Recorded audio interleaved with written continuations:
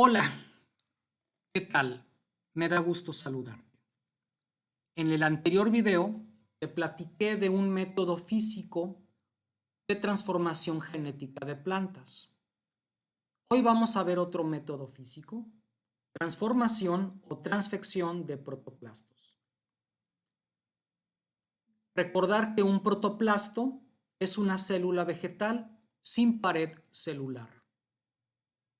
¿Y cómo puedo obtener los protoplastos? Los protoplastos los obtenemos a partir de hojas que tienen que ser jóvenes, muy sanas, bien hidratadas, las mejores hojas que puedas conseguir. Y estas hojas se van a tratar con un cóctel, como decimos aquí, un cóctel de enzimas hidrolíticas de la pared celular, que van a liberar a estas células sin pared celular. Entonces imagínate que tenemos aquí nuestras hojas, obviamente las células se mantienen físicamente cerca, tienen una forma definida, dada en parte por la estructura de la pared celular. En la pared celular vegetal, si hay algo que abunda es la celulosa, pero también tenemos pectina. Entonces ese cóctel tiene celulasas, pectinasas y algo más que va a destruir la pared celular que yo represento con estas líneas color café, liberándose aquí los protoplastos, los cuales serán propensos para adoptar DNA foráneo, transgenes. Hay, que yo sepa, dos formas de obtener estos protoplastos. Una de ellas es obteniendo tiritas de las hojas. Estas tiritas se ponen en una caja Petri con la solución, con el cóctel de las enzimas. Se les aplica vacío con el propósito de facilitar el acceso de las enzimas al tejido vegetal, recordando que hay una epidermis en las hojas, una barrera, y pues por eso es necesario el vacío. Después de este vacío dejamos a las tiritas de las hojas con el cóctel durante unas 3 horas y así se ven. Entonces, este líquido ya tiene los protoplastos que si los vemos al microscopio, los vemos así. Esta es otra alternativa en el cual la epidermis la retiramos con cinta adhesiva o masking tape. No necesita vacío y pues aparentemente es más eficiente porque ve el líquido donde está la hoja, está más verde que acá, ¿no? Que es digamos, un indicativo de que está saturado de estos protoplastos. Obviamente es verde porque pues estos protoplastos, si hay algo que tienen, son cloroplastos, son fotosintéticamente activos. Ahora bien, además de tener muchos cloroplastos, también tienen vacuolas muy grandes que luego empujan el contenido del citoplasma a la periferia del protoplasto. Y pues realmente son muy delicados, hay que evitar darles vórtex, no calentar, no congelarlos, no agitar violentamente, tener mucho cuidado con las soluciones en donde los mantengo porque luego son como globos, imagínate, inflas un globo y si no tienes cuidado lo pinchas y truena, ¿no? ¿Qué es lo que vemos acá? Entonces hay que tener mucho cuidado para mantenerlos viables y que sean entonces propensos a adquirir un transgen. Que por cierto no tendríamos la certeza de que se inserte en el genoma. Es por eso que mencioné al inicio del video que puede ser transformación o transfección. No hay certeza de que se inserte en el núcleo del protoplasto. Pero independientemente de eso, una vez que obtenemos los protoplastos a una cierta concentración, puedo medir la concentración al igual que yo mido la densidad óptica o unidades formadoras de colonia en bacterias, y estos protoplastos se incubarán con mi gen de interés, que está regulado por un promotor normalmente constitutivo, tiene que tener un terminador y este va en un plásmido. el cual tiene que ser de alta pureza, no tiene que tener, como lo produzco en Escherichia coli, no tiene que tener DNA genómico, no tiene que tener RNA, no tiene que tener restos celulares, lo más puro y pulcro posible. Estos dos componentes en presencia de polietilenglicol, una sustancia viscosa, casi pegajosa, pues se favorecerá el acceso del plásmido al interior del protoplasto. Y pues si el promotor es constitutivo, pues en unas 4 horas ya puedes detectar a la proteína de interés. En mi experiencia, la transformación de protoplastos solamente tiene, digamos, aplicaciones, entre comillas, para generar conocimiento. Lo utilizamos en investigación fundamental, que no es nada trivial. Y te voy a dar algunos ejemplos de la utilidad de este método. Por ejemplo, para saber la localización subcelular de proteínas. En este caso, mi gen de interés, supongamos que es un gen que codifica para una proteína que yo presumo nuclear, pero que necesito demostrar que está en el núcleo. Entonces, su gen lo fusionamos a lo más común, la proteína verde fluorescente. Dejaré en la descripción el video de proteínas fluorescentes por si no lo has checado. ¿Qué pasará cuando yo transformo el protoplasto con esta construcción? Paulatinamente se acumulará esta proteína y si realmente es nuclear, migrará al núcleo, ahí se quedará y detectaré la emisión de luz verde en el núcleo, que es justamente lo que vemos aquí. Vean en el centro de estos protoplastos estas bolitas que son el núcleo, ¿no? Delatando la localización nuclear de esta proteína. Ahora bien, yo puedo transformar con un plásmido o 2 o 3 y puedo simultáneamente detectar varias proteínas siempre y cuando pues utilice diferentes proteínas fluorescentes que yo las pueda discriminar o las pueda distinguir con mi equipo de microscopía confocal. En este caso vemos un protoplasto que fue transformado con dos plásmidos. Uno tiene esta fusión, Gorky 46 con la proteína amarilla y ERF 104 con la proteína ciano.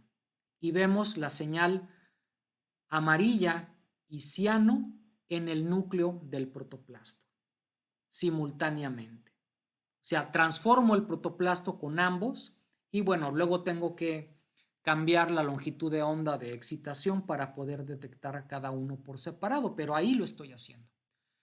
Aquí aprovecho para mencionarte que bueno, el protoplasto tiene muchísimos cloroplastos y por lo tanto clorofila, y la clorofila, cuando percibe la luz de excitación de estas proteínas, lo que hace es emitir luz roja, que es lo que vemos aquí. Estos son cloroplastos que están emitiendo luz roja por la radiación de la luz que se utiliza para excitar a estas dos proteínas. No es ningún artefacto por la presencia de estos genes o algo así, es algo normal o esperado. No perdamos de vista que el protoplasto está vivo. Entonces, no solamente podemos ver la localización de alguna proteína de interés, sino obtener datos de su dinámica, porque pues, las proteínas no son necesariamente estáticas, pueden estarse moviendo dentro de la célula viva y por lo tanto podemos utilizar estos protoplastos para descifrar esa dinámica, ese movimiento. Veamos este ejemplo. Tenemos a la proteína EFR fusionada a GFP, que es una proteína de la membrana plasmática, y aquí vemos en la periferia del protoplasto, muy redondito, la fluorescencia. Esta proteína, como muchas que están en la membrana plasmática, son glicosiladas, tienen un oligosacárido, el cual represento con estas bolitas grises. Y justo aquí en el canal tenemos un video de todo el procesamiento que ocurre en el retículo endoplásmico, porque en el retículo endoplásmico entre otras cosas, es donde ocurre esta glicosilación.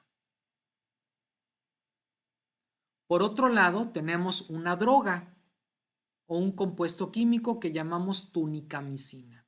Esta tunicamicina inhibe el proceso de glicosilación. Entonces, si un protoplasto que fue transformado con esta construcción, si además lo trato con tunicamicina, desaparece la señal de fluorescencia en la membrana y vemos estos puntitos. ¿Cómo podemos interpretar esto? Una proteína, cuando no está propiamente glicosilada, en este caso por la adición de tunicamicina, se va a secuestrar en el retículo. Hay un sistema de control de calidad, el cual hemos descrito aquí en el canal, que va a evitar que la proteína salga del retículo y siga su travesía hasta llegar a la membrana. Se retiene y es justamente lo que vemos aquí. Gracias a la proteína fluorescente y a lo relativamente fácil y rápido que es transformar protoplastos. Aquí tenemos otro ejemplo que es para analizar una proteína que va y viene del núcleo. Esto no es raro, hay proteínas que son nucleares, sí, pero eventualmente salen y luego vuelven a entrar y salen y luego vuelven a entrar. Ese tipo de proteínas, para que se muevan de esa manera, tienen una NES, que por sus siglas en inglés es señal de exportación nuclear. O sea, hay una proteína en la membrana nuclear que reconoce esto y expulsa a la proteína del núcleo hacia el citoplasma. Pero ese proceso se reprime por una droga que se llama leptomicina B. Exportación, entonces, se reprime por leptomicina B. Aquí vemos un protoplasto control que tiene esta construcción. Una proteína con la señal de exportación y GFP. Vemos señal en el núcleo, que es este que tenemos aquí, y estas hebras muy llamativas, que es citoplasma, que de alguna manera nos da la impresión que son como caminitos en donde la proteína va, llega al núcleo y luego sale, luego vuelve a entrar y sale, entra y sale. Esa impresión nos da. Pero ¿qué pasa cuando al protoplasto lo tratamos con leptomicina? La proteína va a entrar al núcleo, pero ahí se va a quedar, no va a poder salir. Y bueno, esta es la utilidad de los protoplastos. También tenemos la posibilidad de hacer ensayos de complementación bimolecular. Esto ya lo he platicado aquí en el canal. En el caso de este video es solamente para recalcar que los protoplastos los podemos utilizar como una forma rápida de detectar, por ejemplo, homodímeros. Por ejemplo, aquí de BCIP63, con dos plásmidos distintos, el gen fusionado con la mitad N-terminal de la proteína amarilla y otro plásmido con la mitad C-terminal. Si las proteínas mantienen una interacción física, las mitades de GFP estarán físicamente cerca y empezarán a emitir luz amarilla siempre y cuando las excite. Y es justamente lo que vemos aquí. Y bueno, finalmente te voy a platicar de otra aplicación que curiosamente es algo que hemos tratado aquí en el canal, ya que las proteínas no son eternas y en algún momento se tienen que degradar y hay proteínas que tienen una degradación dirigida a través de un mecanismo de ubiquitinación y degradación por el proteasoma 26S. Dejaré el video en la descripción por si no lo has checado. Bueno, hay una proteína que se llama STOP1 que requieren las plantas para responder a aluminio exógeno. Aluminio, un metal que en exceso es tóxico, entonces de alguna manera la planta cuando sensa que hay aluminio en el suelo le hace daño y tratará de modificar su fisiología y su metabolismo para evitar que le haga daño este metal. Pues esta proteína se necesita para eso, pero mientras no haya aluminio, la proteína se mantiene en niveles muy bajos, y esto es porque frecuentemente su ubiquitina se canaliza dentro del proteosoma y ahí se degrada. Ahora, sabemos que esta droga que tenemos aquí, MG132, es un inhibidor del proteasoma 26S.